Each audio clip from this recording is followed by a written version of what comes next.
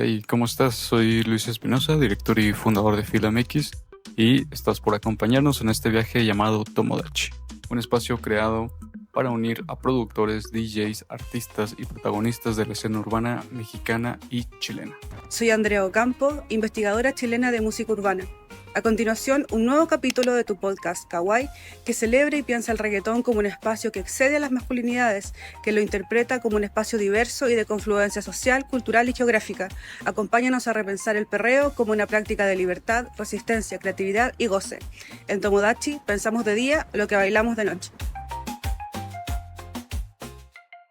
Gracias, Ariana, por encontrarte con nosotros en este nuevo capítulo del podcast Tomodachi. Para nosotros es un súper gustazo encontrarnos contigo. Has investigado este fenómeno y que además vienes muy recomendada por Luis. Muchas gracias por invitarme. Siempre me encanta hablar de reggaetón y masculinidad y resistencias y demás. Entonces, encantado. Muchas gracias. A Ariadna, yo la conocí, tengo que hacer la acotación, en un espacio que se hizo en Centro Cultural España el año pasado, al cual fuimos 5 invitades para hablar de reggaetón y un poco de disidencias. Agradezco muchísimo ese espacio porque la verdad es que me hizo contactar con banda muy interesante. De ahí también saqué el contacto de Bruja Prieta, por ejemplo, y tengo como que 2, 3 contactos que no he utilizado, pero eventualmente yo creo que llegarán al programa y tienen que estar en el programa. Ya desde ahí tenía como algunas dudas respecto a Ariadna en cuanto a, necesito preguntarle cuál fue el primer acercamiento del reggaetón, sobre todo, o sea, me causa mucha curiosidad porque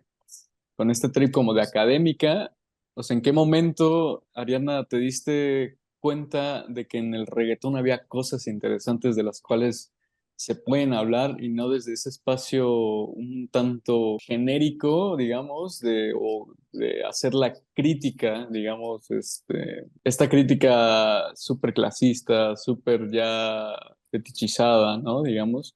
Pero ¿en qué momento te diste cuenta que en el reggaetón había cosas las cuales había y necesitábamos explorar? Yo soy melómana, oigo música de muchos tipos, etcétera. Me gusta bailar también. Entonces el reggaetón lo oigo de hace mucho tiempo, no como en las fiestas y así, pero no necesariamente como para escuchar. Yo empecé a escuchar reggaetón para escuchar con los colombianos, ¿no? El reggaetón colombiano me gusta muchísimo, me sigue gustando. Sí creo que fue como un cambio respecto del reggaetón puertorriqueño. Cuando salió Despacito, ¿no? Que empezó a haber este boom de los que estaban a favor y los que estaban en contra y se le fueron encima a Fonsi y bueno, que como cantaba con Daddy Yankee y todo esto, lo primero que vi fue eso, ¿no? La reacción súper clasista de ni siquiera contemplar los atributos, qué sé yo, musical, porque había una diferencia entre Despacito y otros reggaetones, sobre todo en términos de la sexualidad, ¿no? Entonces ahí fue donde empecé yo más a clavarme en las letras a partir de Despacito, porque sí vi una diferencia en términos de la sexualidad sobre otros reggaetones, las Cuatro Babies, ¿no? Porque además había esta idea de que todo Maluma era las Cuatro Babies. Como que se simplificó el tema del reggaetón a Despacito, las Cuatro Babies y etcétera. Y entonces también yo me empecé a preguntar, bueno, sí hablan de sexo, ¿no? O sea, ¿qué de malo tiene hablar de la sexualidad? Y sobre todo molestaba mucho la idea de la sexualidad femenina, ¿no? Como la idea esta de que hablar de sexo, preguntar a las mujeres por sexo es per se misógino, machista, etcétera, ¿no? Como si no fuera también un lenguaje de negociar el erotismo a través de la lírica, etcétera. Entonces, pues fue que yo me empecé a interesar en las letras del reggaetón más relacionadas con la sexualidad de las mujeres, la sexualidad heterosexual, etcétera. Y empecé a escribir algunas cosas completamente al margen de mi carrera académica, ¿no? Que yo investigo violencia, migración y otros fenómenos relacionados con los derechos humanos, pero empecé a escribir sobre sexualidad y reggaetón. Y cuando salió el disco de Un Verano Sin Ti, que bueno, que Bad Bunny es puertorriqueño y que estaba todo, bueno, venía este disco de una actividad, una resistencia política muy fuerte en Puerto Rico en la que estaba metido Bad Bunny, y me pareció una oportunidad para mezclar este interés que tenía yo con el reggaetón con mis intereses académicos, porque yo trabajo en un centro de investigaciones sobre América del Norte y yo estudio Estados Unidos, ¿no? Entonces dije, bueno, esta es una súper oportunidad para hablar de colonialismo estadounidense y, ¿no? A propósito de Bad Bunny y meter las otras cosas que igual me interesan, ¿no? O sea, sí la parte política, pero también la masculinidad, la sexualidad y todas estas cosas que siempre me han interesado del reggaetón, pero pues resultó que todo el mundo en 2021 amaba o odiaba a Bad Bunny. Y bueno, fue que decidí dar el curso de Bad Bunny, resistencias políticas y masculinidad y todo eso, y bueno, fue un escándalo, ¿no? Yo nunca me imaginé que eso fuera a pasar, ¿no? Y de pronto así tenía yo un hate tremendo en Twitter me puso ahí, ¿no? O sea, pero en realidad todo fue como muy... Yo siempre he estudiado reggaetón por pasión personal, ¿no? No porque sea parte de mi carrera académica. Y en el momento en que lo quise meter, sí fue así loquísimo. Y esa decisión de meterlo como o sea, más de meterlo, es como de leerlo, ¿no? De trabajarlo desde la academia, estuvo un poco guiada por lo que estaba ocurriendo con Reggaetón con la Gata, que también estaba haciendo un curso de Bad Bunny, si no me equivoco, en California. Sí, empezó, bueno, considero que sí un poco de reggaetón, sé de la música, sé de la historia y demás. Y entonces vi un profe en la Universidad de San Diego que que iba a dar un curso de Bad Bunny sobre masculinidad y Bad Bunny. Y yo vi, dije, bueno, yo puedo dar ese curso así y mejor, ¿no? Porque puedo meterle colonialismo, puedo meterle sexualidad, puedo meterle feminismo, bueno, puedo hacer ese curso complejísimo, ¿no? O sea, masculinidad, pero más allá. Me lo puse yo como, ¿sabes? Así como, bueno, alguien está dando un curso de Bad Bunny, yo puedo también, me voy a divertir muchísimo, sé muchísimo más, le voy a meter esta parte política que tampoco se ha explorado tanto en esos otros cursos y lo diseñé. No fue fácil proponerlo ni que lo aceptaran, ¿no? Lo propuse como un curso intersemestral en la UNAM. Los cursos intersemestrales se dan entre un semestre y otro, obviamente, y son muy cortos, son de 3 semanas. No, no tienen un valor, no es parte de una especialidad, no es parte, nada, todo el mundo puede entrar a los cursos intersemestrales de la UNAM. No son parte de un currículum ni de maestría ni nada. Es un curso ahí.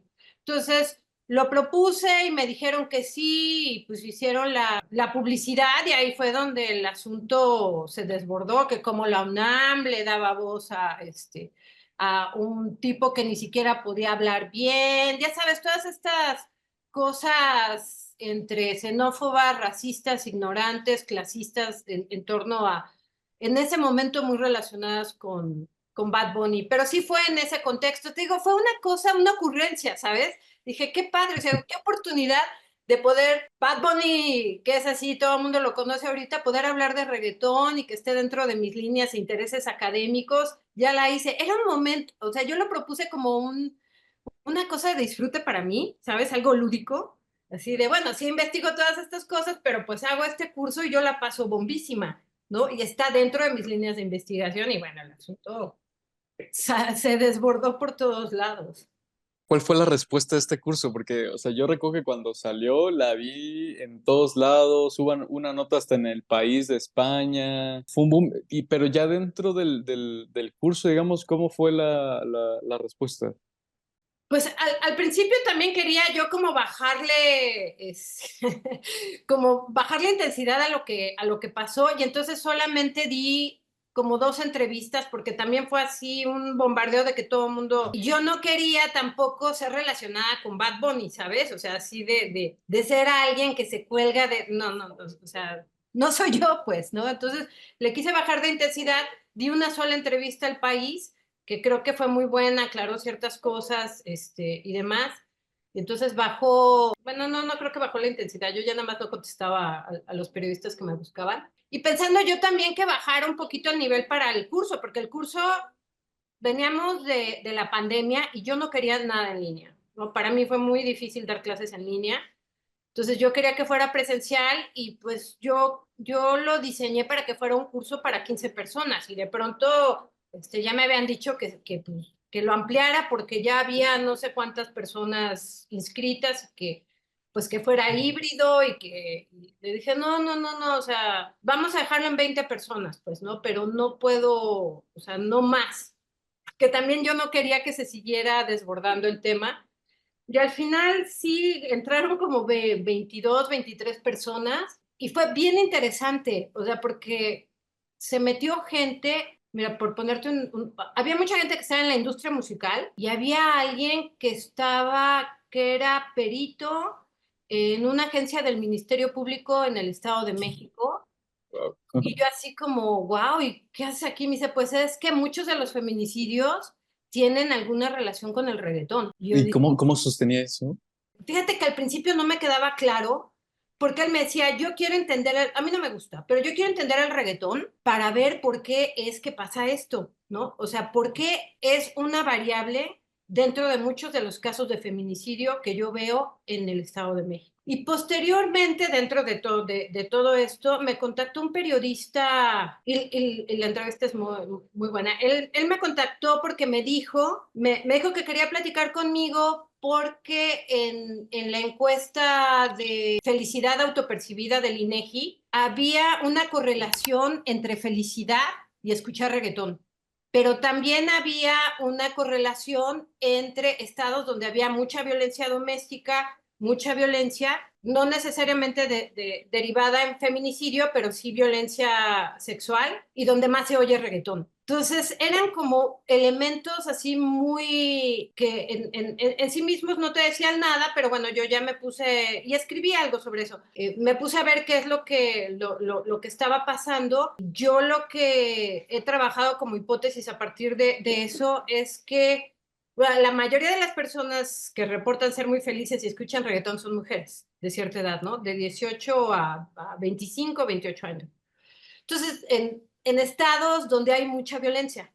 Entonces, yo creo que más bien es que las mujeres oyen reggaetón y disfrutan su sexualidad, su cuerpo, lo bailan, etcétera, como una forma de escape a la violencia que hay alrededor, o bien el que haya mujeres que disfrutan su cuerpo, que bailan reggaetón, etcétera, es un motivo para violencia, ¿no? Entonces ahí hay que revisar otras variables y demás que ya no pude seguir, pero sentí que tenía relación con esta persona, por ejemplo, ¿no? Y en el curso, te digo, había esta gente, había también señoras que querían entender el reggaetón para no estar regañando a las hijas. O sea, muy variado. Pensarías que, bueno, se meten los chavos y así, ¿no? Hubo un par de personas que se metieron también como regalo para sí mismas porque no alcanzaron boleto para el concierto de Bad Bunny. Que dijeron, bueno, no voy al concierto de Bad Bunny, pero por lo menos me voy a meter al curso. Fue un grupo muy bonito, sigo en contacto con algunos de ellos, organizan tocadas y me invitan. Sí, fue muy lindo dar ese curso. Luego intenté darlo otra vez en el CISAN, pero como que bajó esta histeria en torno a Bad Bunny y entonces pues ya no se juntó el cupo y decidimos no darlo. He querido dar uno más en general sobre reggaetón, sobre todo por cómo está el reggaetón ahorita en México, ¿no? Pero así fue el curso.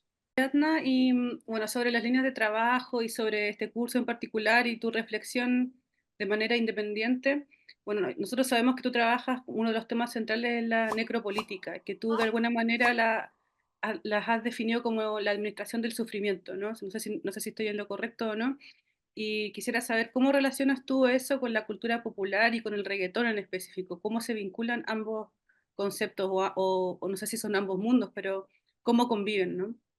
No, yo no quisiera vincular el reggaetón con la necropolítica, o no al menos de la forma en que yo la investigo. O sea, como yo investigo la necropolítica, pues sí es una especie de cogobierno estatal y criminal para conducir a las personas a situaciones o geografías de muerte. He estudiado el feminicidio como parte de eso y ahí es donde yo empecé a tener estas ideas sobre cómo puede vincularse el reggaetón con la felicidad de las mujeres o la violencia contra ellas, pero No creo que sean necesariamente cosas que se junten, o no creo que deberían juntarse, porque la necropolítica es un marco teórico muy crítico y creo que el reggaetón no tendría que ser parte de la necropolítica. Los críticos quisieran que sí, ¿no? Porque llevan a la muerte, porque sexualiza a las mujeres, porque esto, porque, ¿sabes? Y yo creo que no. Entonces, no es la necropolítica la que me llevó a estudiar reggaetón. Es, te digo, de origen fue un interés personal, ¿no? Por la sexualidad. Yo escribí una novela erótica, por ejemplo, entonces a mí la sexualidad es lo que disfruto, me gusta, de lo que me gusta hablar, y eso es lo que me ha acercado del reggaetón. Siento que en mí conviven muy cerca el Eros y el Tánatos, pero de forma separada, si quisiera yo ponerlo con el reggaetón. Que podrías, ¿no? Si quieres analizar, por ejemplo, el feminicidio y el reggaetón, sí podrías decir, en la perspectiva que les comentaba hace un momento, que la violencia que hay en este país, y en particular cómo la viven las mujeres, el reggaetón sí sería algo para investigar y para seguir, ¿no? O sea, ¿cuál es la función del reggaetón en estar viviendo en la necropolítica? Pero no tanto porque sean algo, una derivada de la otra. Luego, a mí también como que me da la percepción de que el reggaetón sigue siendo como que este género que como que no se toma en serio de repente, ¿no? O sea, como que de repente es un género marginado académicamente y que no es como que, bueno, sobre todo si lo comparamos con géneros como el rock, o sea, que no hay como que análisis serios de reggaetón. ¿Tú por qué crees que se deba a esto? Yo creo, hay una parte del curso que doy, y que de hecho el curso quiero como convertirlo en un libro, ¿no? Porque sigo pensando que son cosas que no se han tocado tanto. Y bueno, ustedes lo deben saber porque sé que disfrutan y les interesa apasionadamente el reggaetón como a mí. Y el reggaetón comenzó como un género de resistencia, una subcultura, en ciertos barrios, en ciertos lugares. Donde vayas, yo estoy segura que en Sudamérica es así, en Chile y Argentina, ¿no? Que son, bueno, en Argentina, que son los grupos de cumbia villera, los que empezaron también a entrarle al reggaetón, bueno, pues MJ, pues, aquí en México, Ciudad de México, que es lo que conozco en este momento, donde se hace reggaetón, pues es en Ecatepec, en Nezahualcóyotl, que son las partes metropolitanas de la Ciudad de México, ¿no? Barrios con una gran marginación, donde hay mucha violencia, etcétera. Y yo creo que es esto, ¿no? La idea de que el reggaetón es de barrio, es de, como le llaman aquí, ¿no? De chacas, de nacos, de eso, que molesta por un lado, y también hablar de la sexualidad en una ciudad, en un país tan reprimido y tan mucho como México, ¿no? Donde la sexualidad se vive de una forma muy, si no escondida, como con culpas, como que no se habla abiertamente de eso.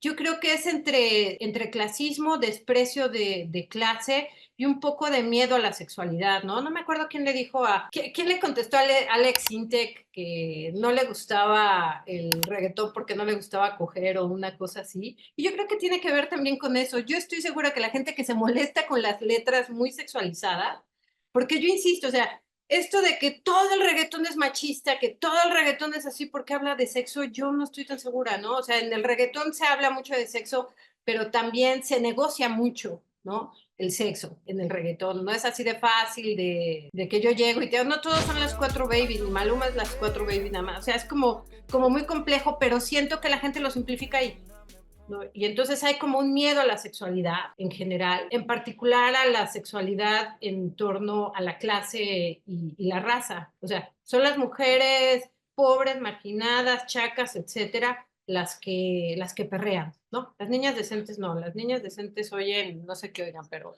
no oyen reggaetón. O les atrae, ¿no? Esta sexualidad chaca muy exotizada ahorita, que lo ves con el Malilla, por ejemplo. Hay como un boom ahí de la sexualidad chaca, ¿no? Todo el mundo quiere ir a la lagunilla. Entonces yo creo que es eso también lo abordo en un artículo, Yo creo que no se ha dado oportunidad a hacer un análisis más profundo del reggaetón como género musical por estas razones, ¿no? Fundamentalmente clasismo y miedo a la sexualidad, sobre todo a la sexualidad de las mujeres.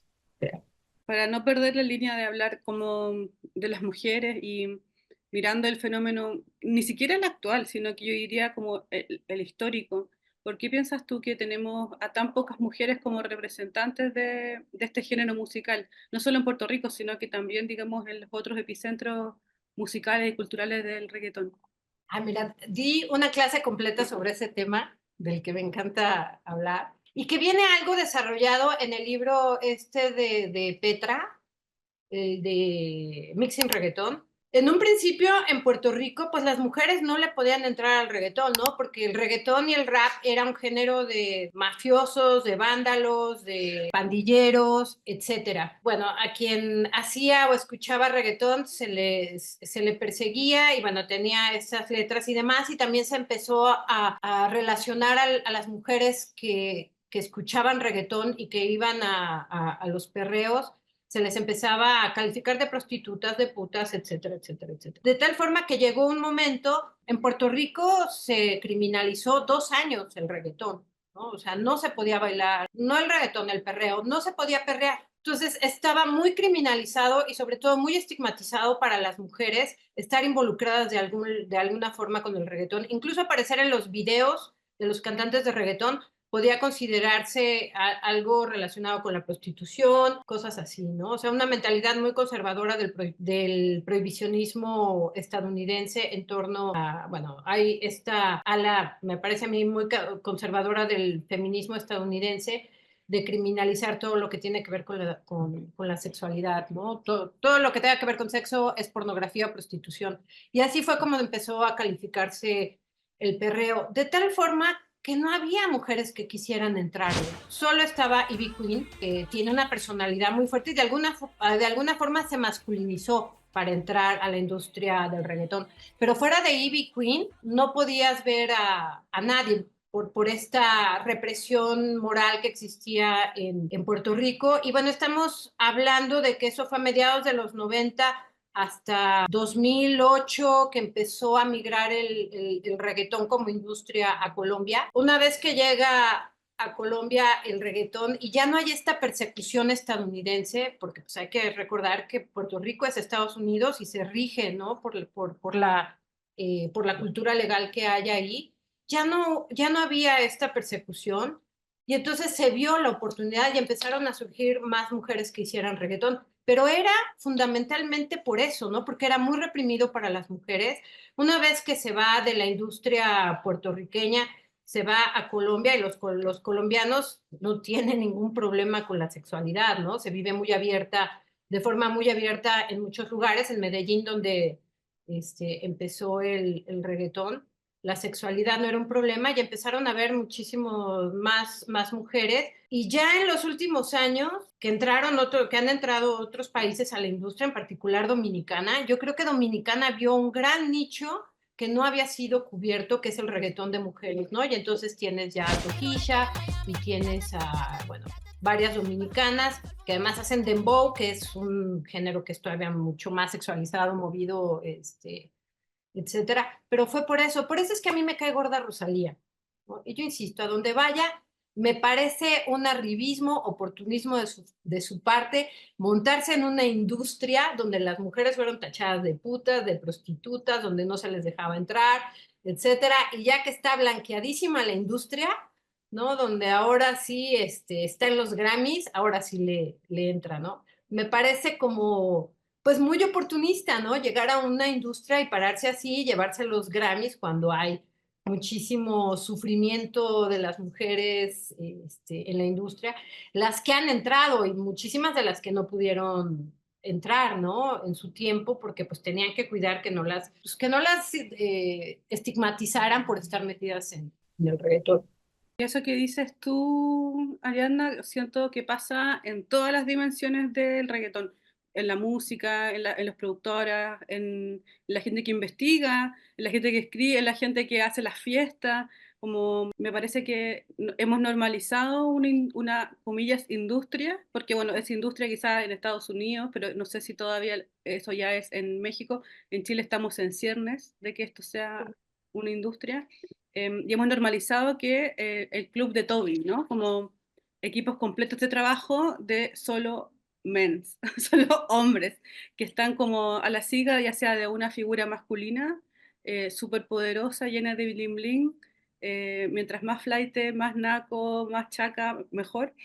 Pero las mujeres siguen estando en un espacio secundario, y si pensamos en las disidencias, creo que ahí se ve aún más esa diferencia.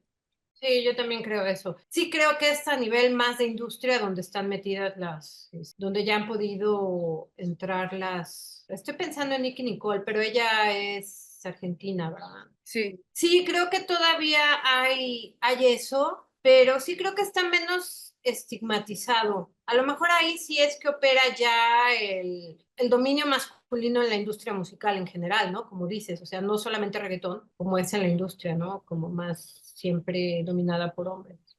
¿cómo te parece la figura de la comunidad LGBTIQ más en vínculo con esta música, pero también con estas prácticas, ¿no? Como con el perreo. ¿Cómo lo ves tú? ¿Cómo lo lees? Yo creo que la comunidad LGBT plus también la vivió muy mal, ¿no? A los inicios del reggaetón en Puerto Rico.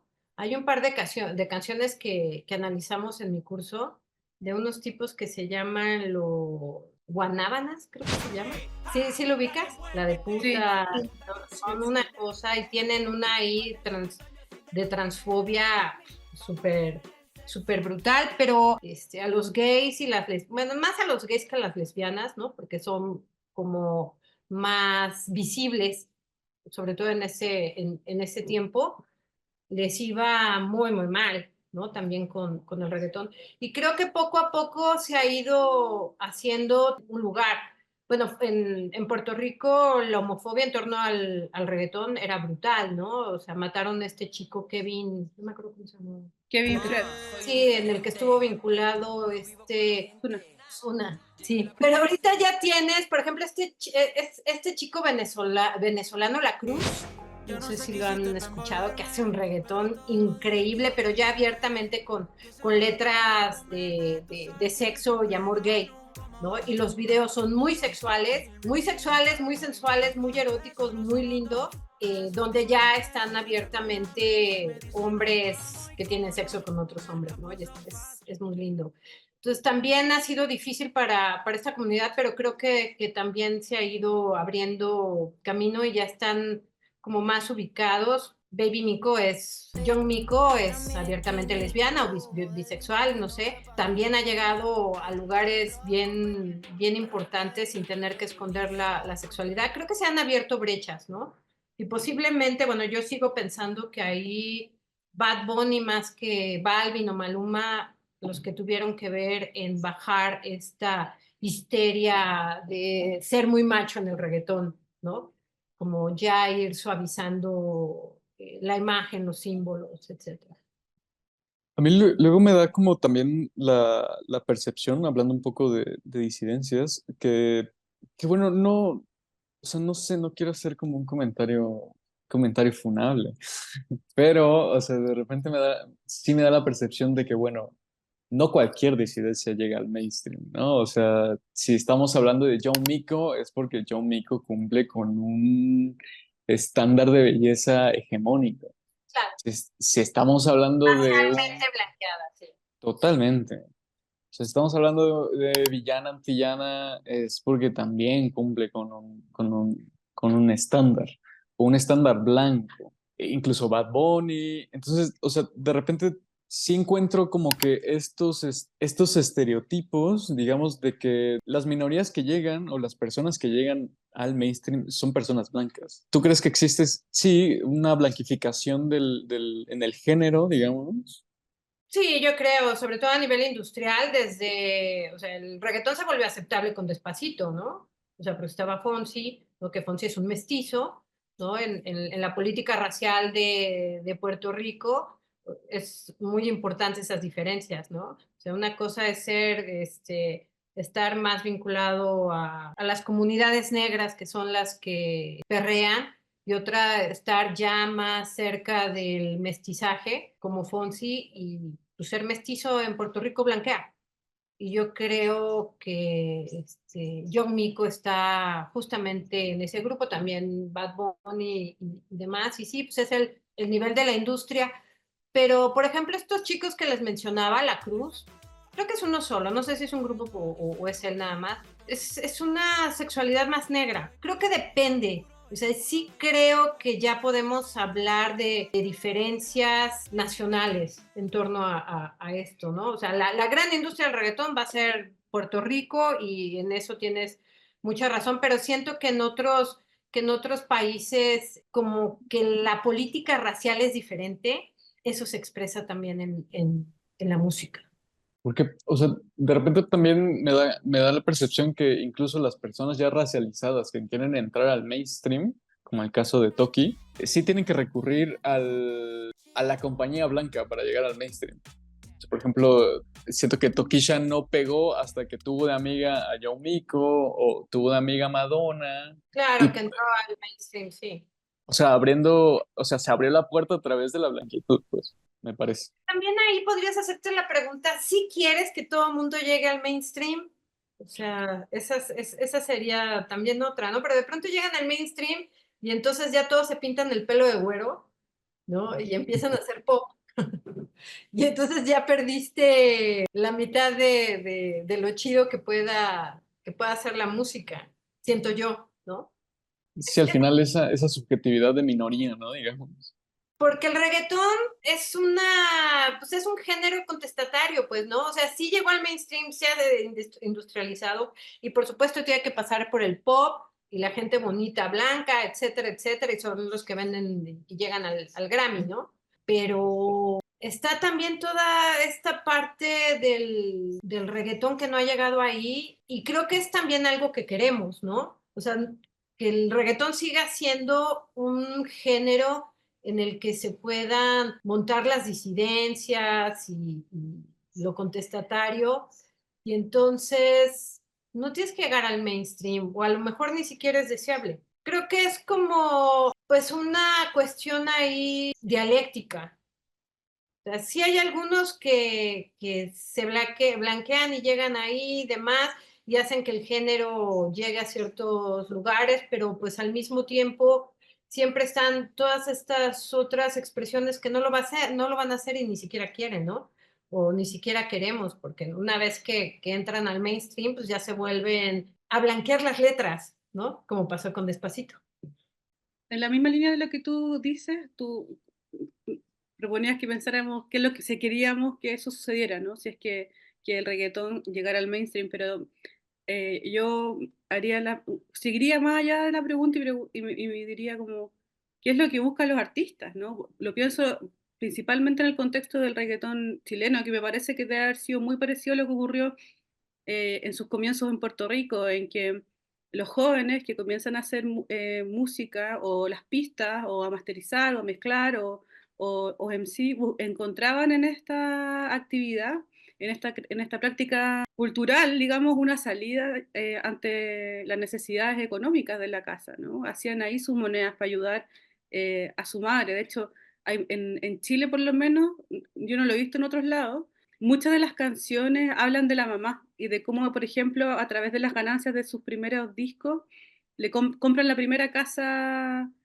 familiar, por ejemplo, ¿no? Entonces me pregunto, una cosa es que es lo que nosotros queramos, digo, y lo otro es lo que ellos quieren. Y me da la impresión, al menos desde este lado austral, que a través del reggaetón están buscando nuevas salidas, que ya no es, por ejemplo, ser el jugador de fútbol, ¿no? Tenemos un cantante que se llama Pablo Chile, que no sé si tú lo conoces, que tiene una canción también con Bad Bunny y con Duki, que se llama Hablamos Mañana, y él tiene una canción en la que dice, voy a poner a todos los niños de la Pobla a cantar, que es de alguna manera evidencia y vivifica esta mirada, ¿no? Como cómo sostenerse en el pantano, que vendría siendo el barrio fino de Daddy Yankee. Bueno, el pantano es la Pobla chilena.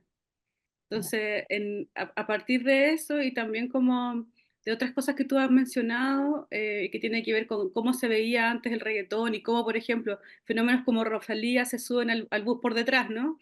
Quería preguntarte cómo tú ves que la academia, pero también, digamos, la sociedad por extensión, o sea, al revés, la sociedad y por extensión la academia criminaliza o perpetúa la criminalización de las juventudes hoy, al menos en México, ¿no? Sobre lo primero que comentabas, yo creo que tienes razón, ¿no? O sea, el reggaetón ha sido una herramienta de movilidad social en Puerto Rico y en muchos lugares, y qué padre, ¿no? Y yo creo que hay muchos que sí quieren llegar a la industria y también está súper bien. También creo al mismo tiempo que no es, posiblemente, ¿no? No es el deseo de todos, y aunque fuera el deseo de todos los que están ahorita en la industria, o sea, siempre está esta parte más de barrio, más de hacer reggaetón en las tocadas más barriales y así. Lo que quiero decir es que una cosa no excluye a la otra, pues, ¿no? O sea, estarán los que llegan a la industria y pueden tener esta gran movilidad social, pero siempre está esta otra parte. Lo que yo digo es que tal vez lo que no es deseable es que todo el reggaetón llegue al mainstream y a la industria, porque en esa medida también se hace inaccesible, ¿no? Lo acaparan, si no las disqueras, bueno, los que mueven la música ahora en Spotify, las plataformas, ¿no? Entra la industria y bueno, se profundizan las brechas de exclusión, creo yo.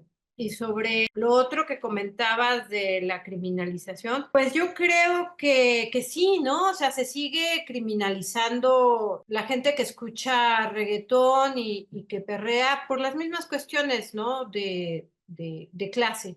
Y entonces es que el reggaetón se escucha en Ecatepec, donde se mueve droga, donde se mueve esto, donde se mueve el otro, y esa es como una cosa que tiene que ver con que el reggaetón, y no solo el reggaetón, sino otros géneros estén en los barrios. O sea, yo creo que eso continúa también aquí en México y yo diría que, bueno, como mencionabas tú hace rato, que pues el reggaetón más en boga ahorita, que es el chileno, el mexicano, diría yo también algunos argentinos, esa es la característica, ¿no? Que sí son de barrio. Bueno, una de las cosas que tú, bueno, no una de las cosas, uno de los temas que tú trabajas tiene que ver con la migración y tengo la intuición de que hay algo que ocurre entre el reggaetón y la migración y que también quizás tiene que ver con este auge global, ¿no? Del reggaetón. ¿Cómo lo lees tú? Sí, yo creo que tiene mucho que ver. La última vez que hablé de reggaetón en una conferencia fue eso, ¿no? De la migración del reggaetón, la migración del reggaetón y en el reggaetón, ¿no? Porque algunas de las personas que han escrito del reggaetón en Estados Unidos, ¿no? Fundamentalmente boricuas, dicen que el reggaetón es el primer género realmente migrante. Sí, se fueron algunos boricuas a Nueva York que hicieron salsa y la salsa pegó, pero pegó entre los boricuas, ¿no? O pegó en Estados Unidos, entre latinos y demás, pero no ha sido como el reggaetón que es súper fluido, ¿no? O sea, primero fue en Jamaica y luego se fue a Puerto Rico, de Puerto Rico se fue un poco a Estados Unidos, pero entonces también se fue a Colombia y luego se fue, y está en todo el continente. Y yo creo que la migración es una de las cosas que ha logrado imprimir el sello de los diferentes reggaetones en la evolución del reggaetón, ¿no? Y aquí pensaría yo en el chombo, que bueno, seguramente todo el mundo conoce lo que piensa el chombo del reggaetón, ¿no? Que dice que ya no hay reggaetón de la mata, entonces ya no existe el reggaetón. Yo creo que más bien ha sido como sujeto, el reggaetón ha sido sujeto a muchos tipos de migración en diferentes momentos y eso es lo que lo ha cambiado.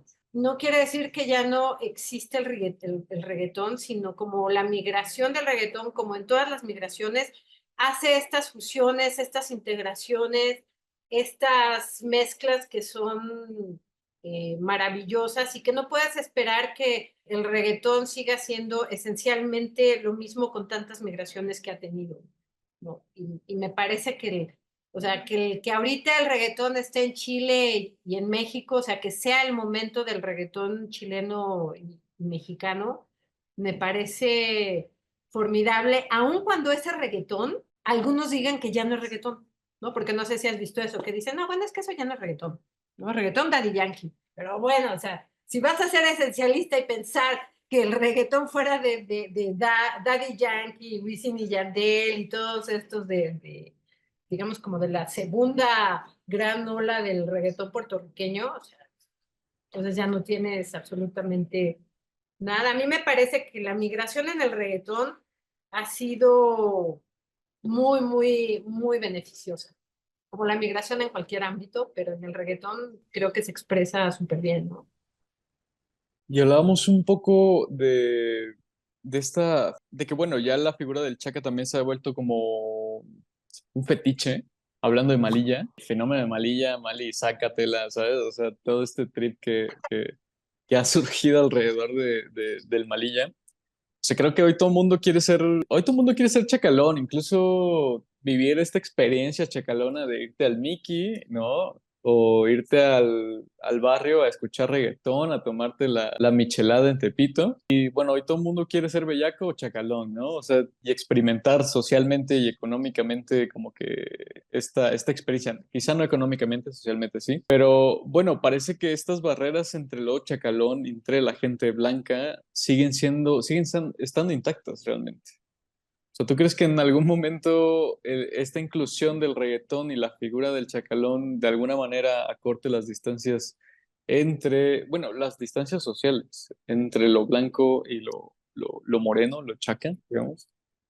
Creo, ¿no? O sea, como que es una sexualidad exotizada, la del Chaca. Mira, todo esto de Tepito y de la Lagunilla y demás, a mí incluso me da un poco de risa porque yo de chica, o sea, yo tengo 53 años, yo de chica, yo sí iba a la Lagunilla, sí iba a Tepito y no están donde dicen que está ahora.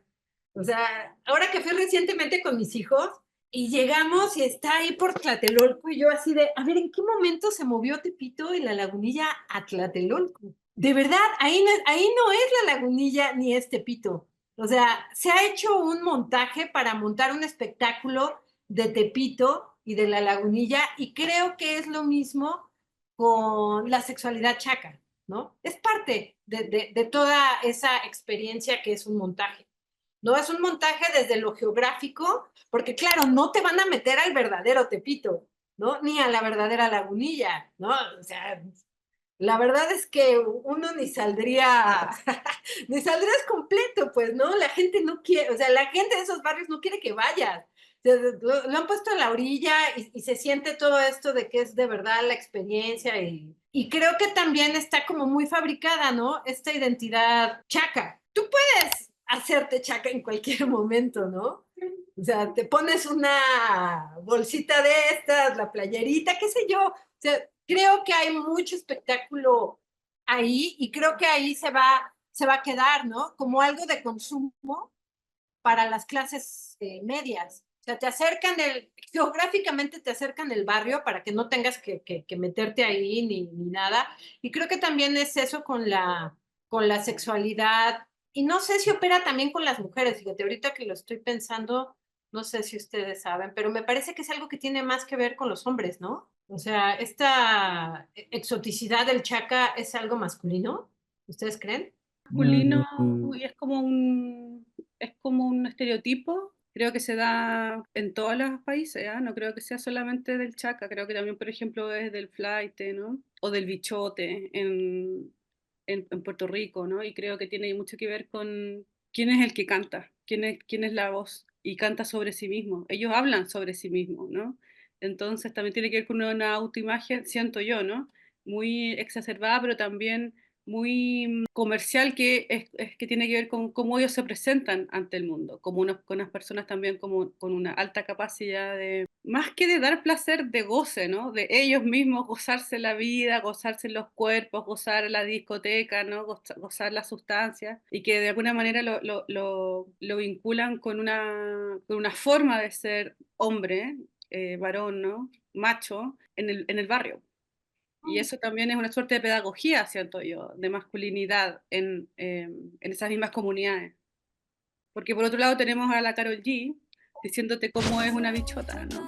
Y también ahí hay otra suerte de pedagogía de cómo ser, comillas, mujer, ¿no? A pesar de que siento que ella cada vez ha ido desandando ese camino en lo discursivo más que en lo que vemos, ¿no? De la mujer colombiana, que también es un estereotipo ya en sí mismo, ¿no? Incluso como con las operaciones, la ropa, los jeans colombianos, como bueno, todo ese combo. Creo que uno de los temas que nos queda por conversar y que tiene que ver con tu curso, que también es el tema con el que abrimos esta conversación, es que tú le pusiste de nombre la masculinidad suave. De Bad Bunny, y yo quisiera preguntarte sobre lo mismo, ¿no? Ya que estamos hablando de estos estereotipos, ¿a qué te refieres con eso? Si nos pudieras explicar un poco. Ah, que también me llovió en las redes por eso, ¿no? O sea, me llovía por todo, o sea, cualquier cosa. Pero mira, yo estuve trabajando con un concepto que en algún momento le puse feminismo heteropop, que tenía que ver con, o sea, tú tienes toda esta literatura y todas estas pensadoras del feminismo y demás que muchas veces se quedan en la academia. Y bueno, hablan sobre ciertas cosas y posiblemente se queden ahí. Tal vez Rita Segato ha logrado trascender un poquito eso. La mayoría del pensamiento feminista académico está como muy indescifrable, ¿no? Muy inalcanzable de pronto.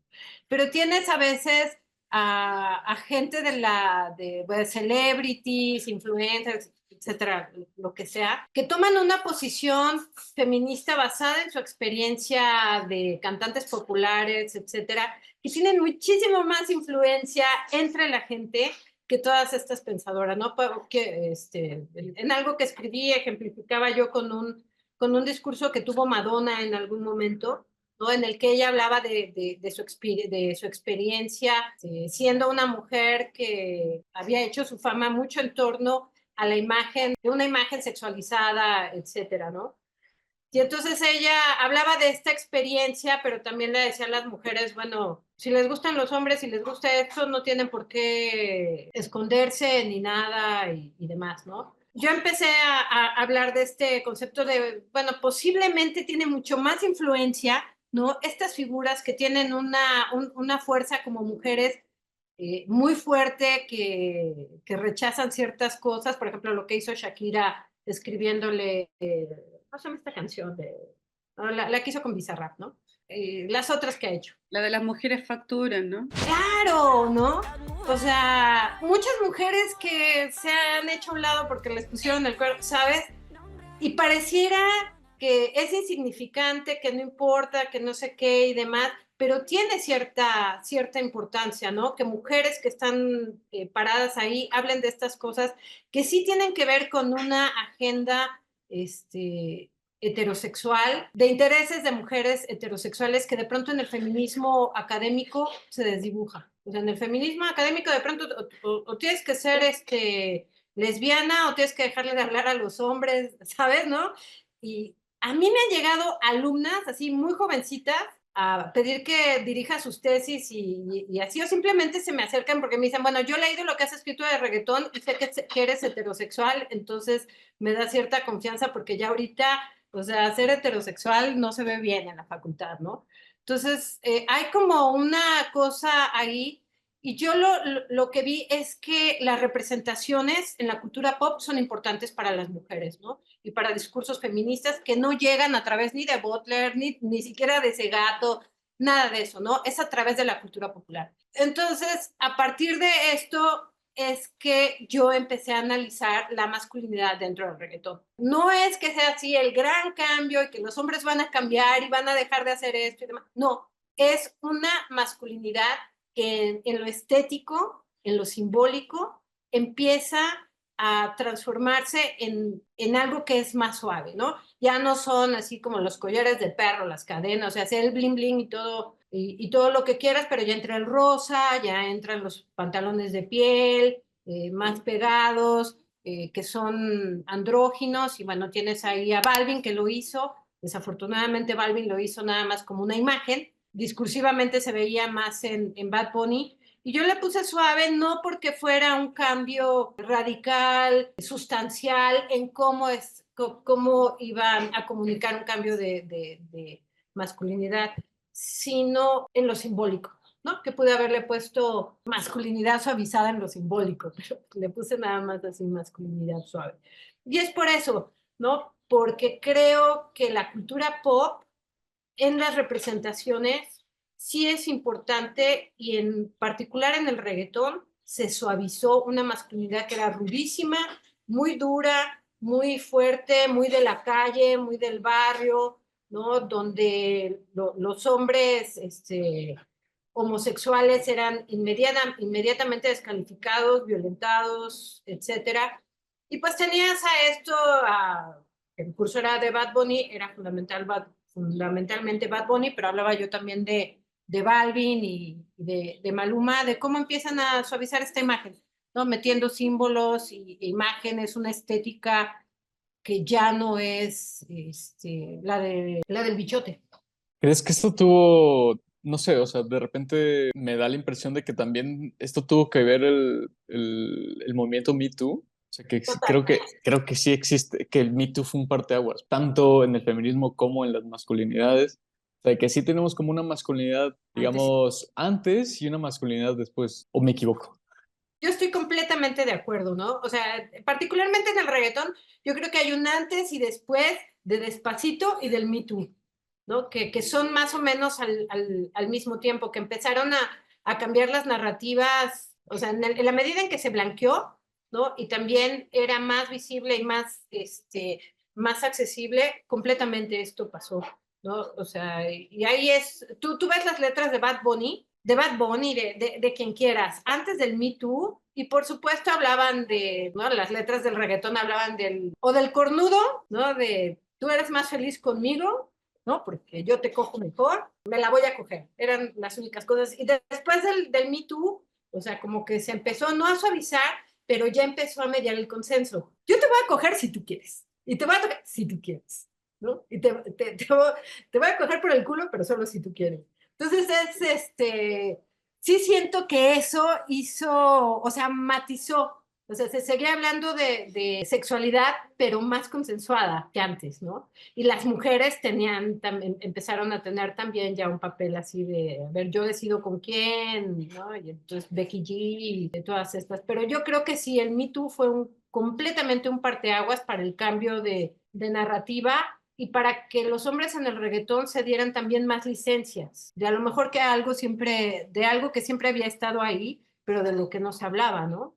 De pintarse las uñas, lo que fue. Mira, y no, para cerrar, y no tiene tanto que ver, bueno, sí tiene que ver con esto que hemos hablado, pero es que no puedo dejar de preguntarte esto antes que nos despidamos, porque estás en México, porque investigas esto.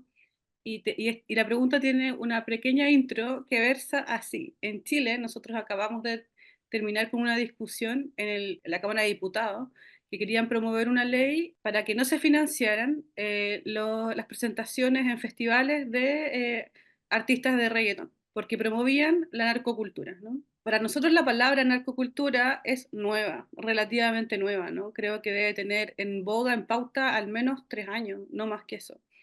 Entonces yo quiero preguntarte a ti, ¿cómo lees primero, si acaso el reggaetón para ti promueve la narcocultura? Entre medio también va la pregunta de qué es narcocultura bajo tu lectura y qué te parece una discusión como esta. En particular el reggaetón yo creo que no, ¿no? O sea, aquí en México tendremos la discusión de lo que llaman regional mexicano en Spotify, ¿no? O sea, de estas categorías que ponen los gringos porque no entienden nada de lo que pasa. Pero pues acá que son los corridos tumbados o los corridos bélicos y todo eso, aquí la discusión estaría más por ahí, ¿no? Si el corrido bélico promueve la narcocultura. Y yo creo que no, ¿no? O sea, porque está también todo este linchamiento contra Peso Pluma, que Peso Pluma ha hecho los mejores reggaetones del último año, si me preguntan a mí.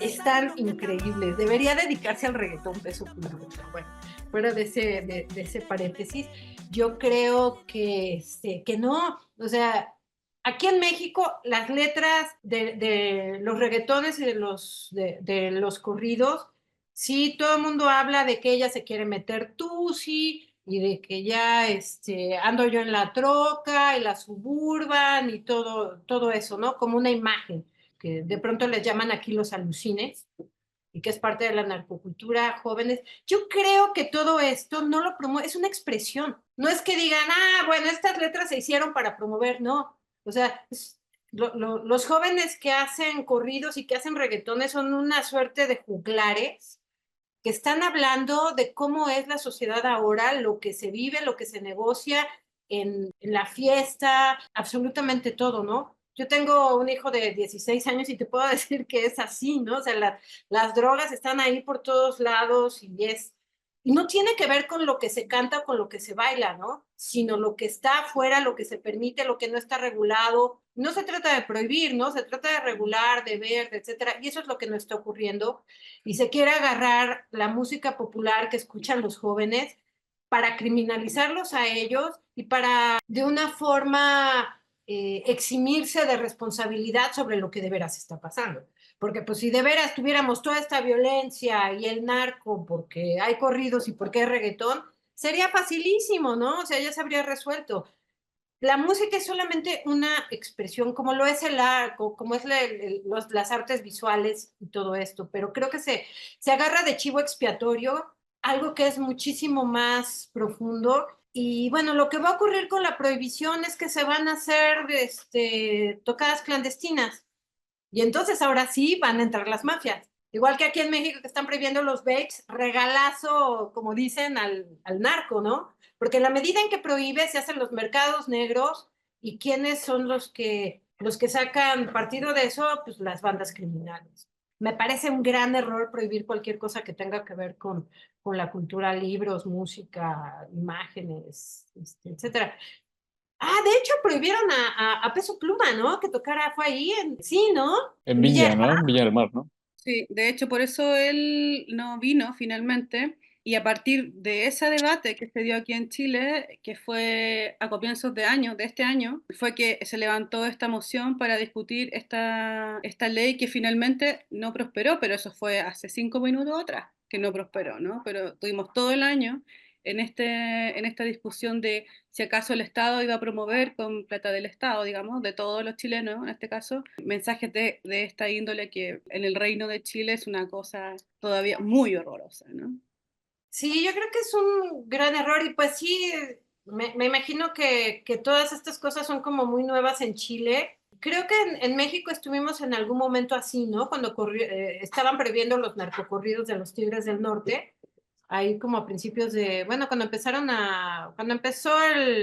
la guerra contra el narco y todo eso, en algunos lugares prohibieron los narcocorridos y mira nada más qué efectivo ha sido. No, incluso el año pasado en Cancún se prohibieron los corridos tumbados, o sea, Claro, también. ¿Y ujú, ves? o sea, estamos en el mismo tono con Santiago de Chiras, ¿verdad? Y nosotros Y igual estamos copiando muchas cosas mexicanas, o sea, todo esto, incluso la cuestión conceptual, ¿no? Como acá siempre se han escuchado rancheras, en el sur sobre todo, que es la parte más austral de Chile, que ya es austral, la ranchera es así ya himno nacional. Pero Wow. ahora empiezan a aparecer los corridos tumbados, ¿no? Y el reggaetón mexicano, como que Chile está muy mexicanizado, la verdad. sí, Qué fuerte. sí. Bueno, a mí la verdad se me hace un error. Yo no creo que Chile va a llegar a ningún lado porque no es una discusión moral, ¿sabes? O sea, es una discusión económica y de salud, porque al final el narcotráfico es una industria gigante, ¿no? Son transnacionales que se mueven ahora desde México, pero es sobre todo una economía súper fuerte que si tú prohíbes los narcocorridos, los corridos tumbados, el reggaetón, no va a pasar absolutamente nada porque no es por ahí, ¿no? Y no es una cuestión de si las drogas son buenas o son malas, sino de cómo las regulas para que no merme en la salud de los adolescentes, de los jóvenes, etcétera. Y ese es el gran problema. Aquí en México prohibieron los vapes porque son incapaces de regular, ¿no? ¿Qué era lo que se necesitaba? ¿Dónde se venden? ¿A quién? ¿En qué horario? Eso es lo que no se quiere hacer. Y yo creo que todo aquello que escapa de la comprensión, de un entendimiento informado en quienes legislan, inmediatamente se prohíbe. Es actuar sobre la ignorancia, prohibir. Y la verdad es que no va a pasar nada. Va a seguir habiendo y va a haber tocadas clandestinas y entonces sí se va a vender droga, sí se van a mexicanizar más. Pues. Bueno, no sé si reír o llorar con eso, porque claro, yo extraño mucho México, pero hay cosas que no las extraño porque me dan terror igual, ¿no? Si no tienes preguntas, Luis, yo estoy... Estamos bien, solamente quiero agradecer a Ariadna por esta conversación y por darnos el espacio. No, muchas gracias a ustedes por invitarme, disfruté enormemente la plática y invítenme cuando quieran, siempre quiero hablar de reggaetón. Oye, feliz Gracias. de conocerte, Ariana, muy fan de tus textos, hay cosas hermosas y también de tus intervenciones, que quizás yo solamente voy a sugerir a quienes lleguen a este podcast que la busquen en YouTube, porque tiene unas paradas de carro que son, en Chile le decimos parada de carro a cuando uno dice, hey, hey, espérate, pensemos esto y como, espérate, es muy rápido, como que hablemos de esto. Es como, bueno, ese tipo de cosas a mí me encantan porque habla como de las mujeres en la academia y de que también somos capaces de poner algunos puntos sobre las ideas que en el reggaetón, en términos generales, ocurre muy poco. Así que te agradezco por tu labor y por tu tiempo hoy.